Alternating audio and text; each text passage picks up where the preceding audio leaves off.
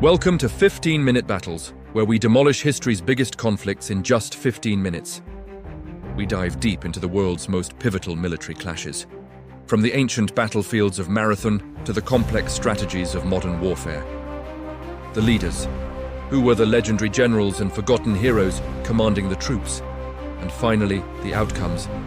If you love history, military strategy, and learning something new quickly, you are in the right place. Hit that subscribe button and ring the bell so you never miss another historic clash. 16 long years of war. 16 years of a foreign army, led by a military genius, rampaging through your homeland. 16 years of fear, of defeat, of seeing your legions shattered time and again. For Rome, the Second Punic War had been a trial by fire, and the flame was Hannibal Barca. But by 204 BCE, the tide was finally, irrevocably turning. A new Roman hero had emerged, one who had studied Hannibal, learned from him, and was ready to take the fight to Carthage itself. His name was Publius Cornelius Scipio. After securing Roman dominance in Spain, Scipio proposed a radical, audacious plan: invade Africa, attack Carthage on its home soil. It was a massive gamble.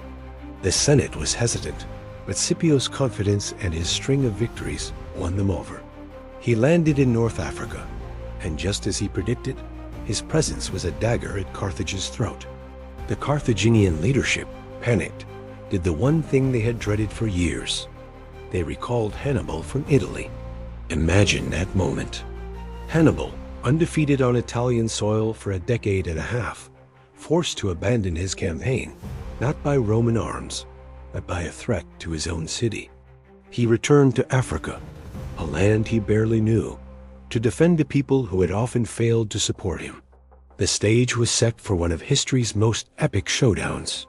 Two of the greatest military minds the world has ever known were about to collide on the plains of Zama. Before the slaughter began, an extraordinary event took place. Hannibal and Scipio met in person, between their armies. No one knows exactly what was said, but historians tell us it was a moment of profound mutual respect. Here were two men who understood the art of war better than anyone alive. They weren't just enemies. They were peers, masters of a deadly craft. Hannibal, the older, seasoned general, perhaps warned Scipio of the fickle nature of fortune. Scipio, the younger, confident challenger, knew this was his moment to eclipse the legend. But they both knew one thing for certain. By the end of the day, only one of their empires would be left standing. As the two generals prepared their forces, Hannibal faced a critical, perhaps fatal, disadvantage. The very weapon he had used to crush the Romans at Cannae and Trebia, his superior cavalry, was now gone. His most crucial cavalry allies, the Numidians, had switched sides. Their brilliant king, Massinissa, had seen the writing on the wall and allied with Scipio.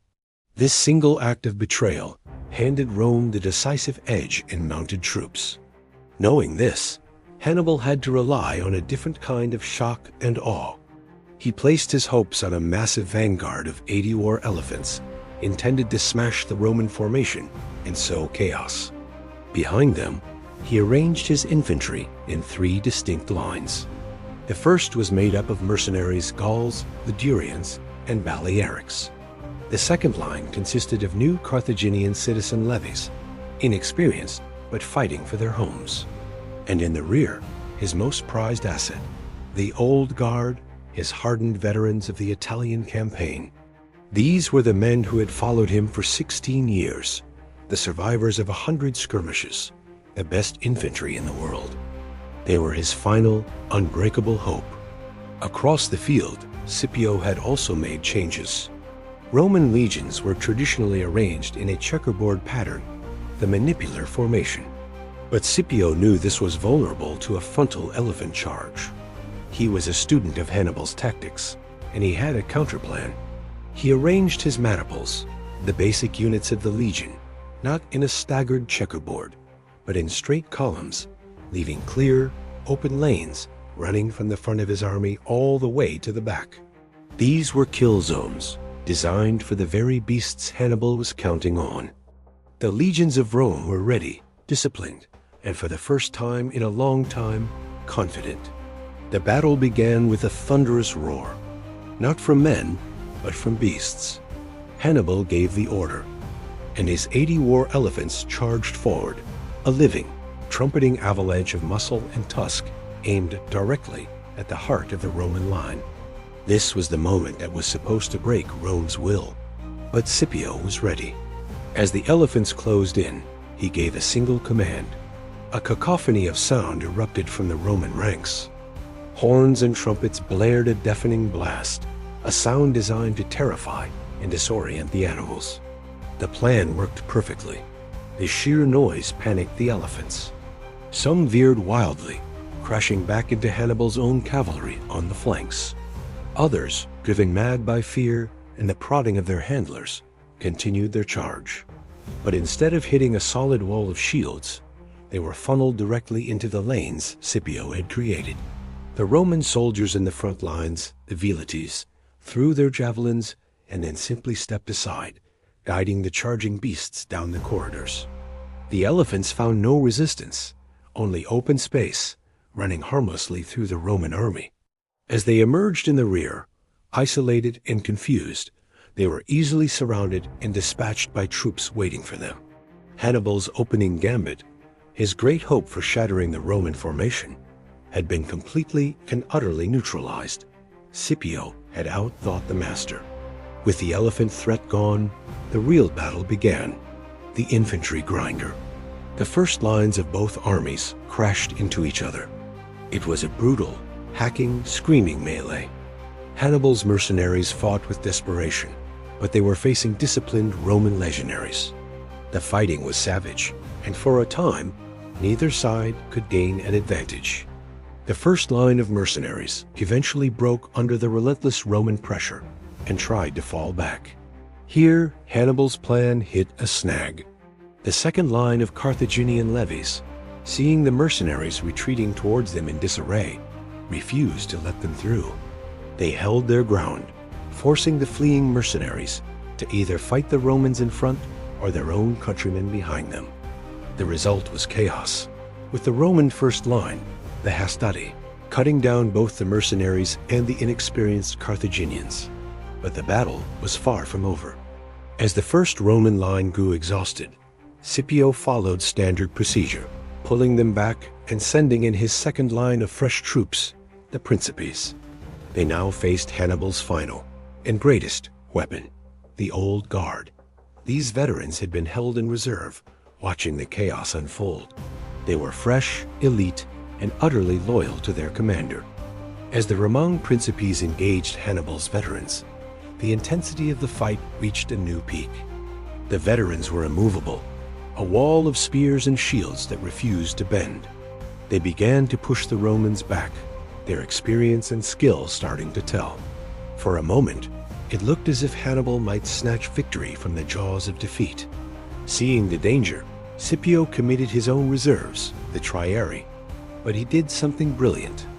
Instead of just reinforcing the center, he extended them to the sides, widening his line to prevent Hannibal's veterans from executing their classic flanking maneuver. The two armies were now locked in a desperate, bloody struggle, a single massive line of men fighting for the fate of the Mediterranean. The outcome hung on a knife's edge. While the infantry was locked in this titanic struggle, another drama had been playing out on the flanks. At the very start of the battle, Scipio's superior Roman and Numidian cavalry, led by Laelius and Massinissa, had charged. They easily routed their weaker Carthaginian and Numidian counterparts, who broke and fled the field. But instead of a reckless, undisciplined pursuit that would take them out of the battle, Scipio's cavalry leaders maintained control. They chased the enemy just long enough to ensure they were broken. Then they rallied their men and turned back towards the main engagement. And they returned at the perfect moment. Just as Hannibal's veterans were straining to break the Roman center, the thunder of hooves was heard from the rear.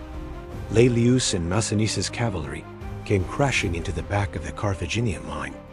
It was Cannae in reverse. Hannibal, the master of the double envelopment, was now its victim. The effect was instantaneous and catastrophic. Attacked from the front by Scipio's elite infantry and from the rear by his cavalry, the Carthaginian army was trapped. The unbreakable old guard, surrounded and overwhelmed, finally broke. The disciplined line dissolved into a panicked mob. There was nowhere to run. The Roman slaughter was merciless. Hannibal's veterans, men who had fought for him for 16 years, were cut down where they stood. They fought to the very last man, but their cause was lost. Hannibal himself, seeing that all was finished, managed to escape the carnage, but his army and his dream of conquering Rome lay dead on the plains of Zama. The defeat at Zama was the end. It wasn't just a lost battle. It was the death of the Carthaginian Empire. Hannibal rode back to Carthage and told the Senate to sue for peace, for he had no other army to give them. The terms Rome imposed were crushing. Carthage was stripped of all its overseas territories, including Spain. Its navy was reduced to a handful of ships. It was forbidden from raising an army or waging war without Roman permission. And it was forced to pay a staggering war indemnity that would cripple its economy for generations. Scipio returned to Rome a living legend. He was given a magnificent triumph and the honorary title Africanus, the conqueror of Africa. The Second Punic War, the deadliest conflict the ancient world had ever seen, was finally over. Rome had been pushed to the brink of annihilation, but it had survived, adapted, and emerged stronger than ever. The fall of its greatest rival marked the true beginning of the Roman Empire as dominion over the Mediterranean. The world would no longer be a contest between two great powers. From the ashes of Zama, a single superpower had arisen, and its name was Rome. Thanks for watching. If you enjoyed this dive into one of history's most decisive battles, be sure to like, subscribe, and hit that notification bell for more stories of strategy, conquest, and the legends who shaped our world. And that wraps up today's 15-minute battle. If you want to master more moments of military history in less time, make sure you hit that subscribe button right now. Thanks for watching, and we'll see you for the next 15-minute battle.